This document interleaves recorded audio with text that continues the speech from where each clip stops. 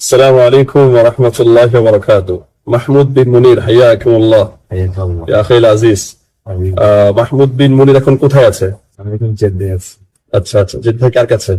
Jeddah Jeddah মানে তো আসার ইবনে জাজ। জেদ্দা যখন আসি তখনই আপনার কাছে চলে আসি। আচ্ছা আচ্ছা, অনেকে প্রশ্ন করছে যে আজহারি তেরেজা মাহমুদ বিন মুনির একটা পার্সোনাল বিষয় নিয়ে লাইভ করেছে, তো এই বিষয়টা মানে মানে আজহারি তেরেজার সাথে কি মাহমুদ বিন মুনিরের কোনো আগে পরে কোনো সম্পর্ক ছিল? আজহার মুজাহিদের সাথে আমাদের সেই ছোট্টকাল থেকে সম্পর্ক, বড় ভাই আচ্ছা আচ্ছা, শেয়ার করি, পরামর্শ নেই। জি, একটু জোরে বলতে হবে। আচ্ছা যাই হোক, পার্সোনালি অনেকে মেসেজ করে জিজ্ঞেস করছে আজহারি তেরেজা লাইভ করছে মাহমুদ বিন মুনিরের পার্সোনাল ইস্যু নিয়ে, তো এই বিষয়টা কি একটু যদি বলতে চাই বিষয়টা নিয়ে। এই বিষয়টা আজহার ইবনে রেজা ভাই আগে থেকে আমাদের কথোপকথন হয়তো জানতো, সেটা সে শেয়ার করতো।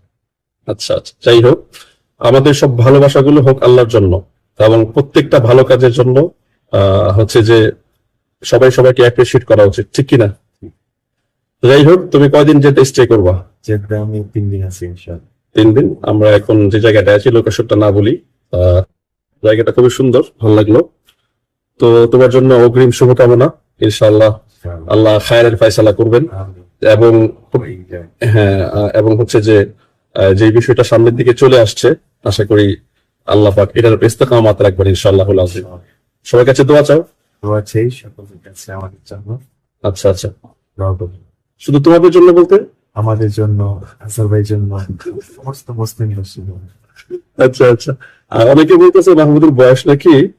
আমার বয়স হচ্ছে 21 আছে এখন।